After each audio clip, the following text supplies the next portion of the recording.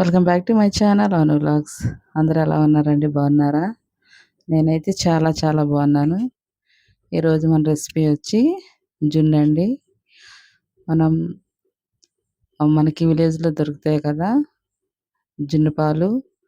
అది కాకుండా మరి ఎటువంటి చైనా గ్రాస్ కానీ అలాగే మిల్క్ పౌడర్ కానీ ఏం ఉపయోగించకుండా న్యాచురల్గా ఏ టేస్ట్ అయితే జున్నుకుంటుందో అలాంటి జున్నే మన ఇంట్లో ప్రిపేర్ చేసుకుందాము.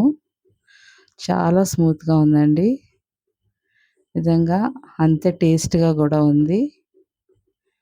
చూస్తున్నారు కదా, గట్టిగా గడ్డలాగా వచ్చింది. ఇలా మనం ఇంట్లో తయారు చేసుకుందాము. నిజంగా టేస్ట్ అయితే చాలా బాగుందండి. నేను చాలా రోజుల తర్వాత జున్ను తిన్న ఫీలింగ్ అయితే వచ్చింది. చూసారు కదా, ఇలా వచ్చింది. స్ట్రెచర్ అయితే చాలా బాగుంది. ఇక్కడ సూపర్గా ఉందని చెప్తున్నాను, నేను తిన్నాను కాబట్టి. ప్రాసెస్లోకి వెళ్ళిపోతాము.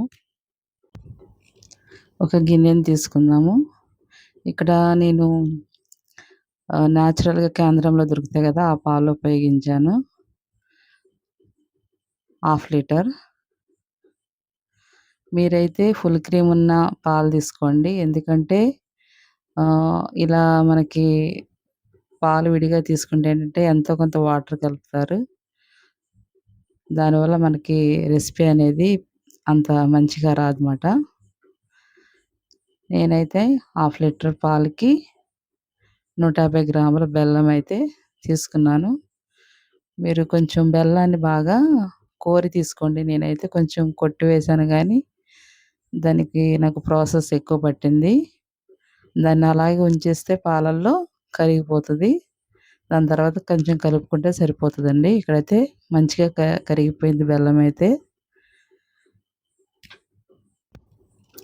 దీంట్లో నేను కొంచెం యాలకుల పొడి అలాగే కొంచెం మిరియాల పొడి యాడ్ చేసుకున్నాను. ఇది జున్నుకి మంచి ఫ్లేవర్ ఇచ్చేదండి. వేసుకున్నాక ఒకసారి కలపండి మొత్తం కలిసేటట్టు. అలాగే నేను ఇక్కడ చెప్తున్నాను కదా, కామధేను జున్ను పౌడర్ అండి.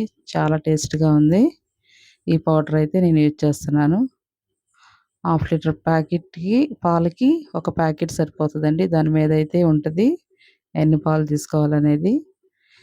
ఇది మొత్తం మనకి మిక్స్ అయ్యేలా కలుపుకోవాలి. ఎటువంటి ఉండలు కానీ ఏది లేకుండా ప్లెయిన్గా అయితే ఉండాలి. మొత్తం పాలల్లో కలిసిపోవాలన్నమాట. కాబట్టి గరిటెతో కలుపుకోండి. వీలైన మట్టుకు గడ్డలు అయితే ఉండకూడదు. ఇక్కడ నేను ఇడ్లీ కుక్కర్ తీసుకున్నానండి. మనం ఏ గిన్నె అయితే ఉపయోగిస్తున్నామో దానికి సరిపడా అదే జున్ను పాలు పోసాం కదా, ఆ గిన్నెనైతే మీరు తీసుకోండి.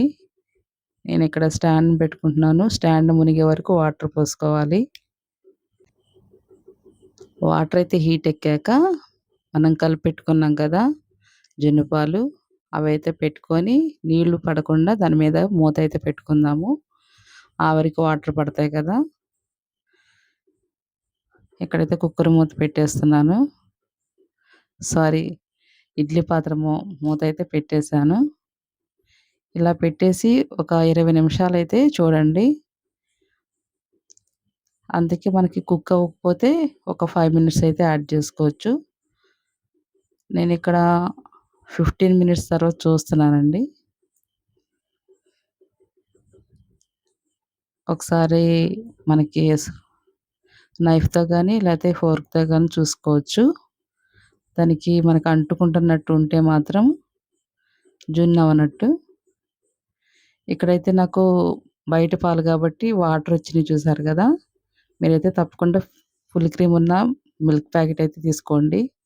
అదే గోల్డ్ ప్యాకెట్ అంటారు కదా, ఏ బ్రాండ్ అయినా పర్వాలేదు, అలాంటివి తీసుకోండి. మళ్ళీ నేనకైతే కుక్ చేస్తున్నాను. మనకైతే మనకైతే ఇది పెట్టిన ఇడ్లీ పాత్రలో పెట్టిన కాడి నుంచి లో ఫ్లేమ్లోనే పెట్టుకోవాలండి. మర్చిపోయినా చెప్పడం. లో ఫ్లేమ్లో పెట్టుకొనే మనం ఇదంతా కుక్ చేసుకోవాలి. ఇక్కడైతే అయిపోయింది. నేను పక్కకు పెట్టేసాను. చల్లారాక ఫ్రిడ్జ్‌లో పెట్టుకుందాము. ఒక 2 గంటలు గానీ, లేతే 3 గంటలు గానీ చూసుకొని మన ఫ్రీజర్ బట్టి చూసుకోవాలి. ఇలాగ ఒక నైఫ్‌తో మనం చుట్టూ ఉన్న ఎడ్జెస్ అయితే కొంచెం ఆ గిన్నె నుంచి జున్ననేది ఫ్రీగా వచ్చేటట్లు ఇట్లా కలపండి. జాగ్రత్తగా కలపాలి. ఎడ్జెస్ అయితే పోతాయి. నాకైతే సరిగ్గా నేను కలపలేదు. ఎడ్జెస్ అయితే ఔట్ అయినాయి కొంచెం. మీరైతే మంచిగా స్మూత్‌గా ఉన్న ఒక చాకుతో గాని అట్లా తీసుకోండి. ఇక్కడైతే జున్నయితే అయిపోయింది.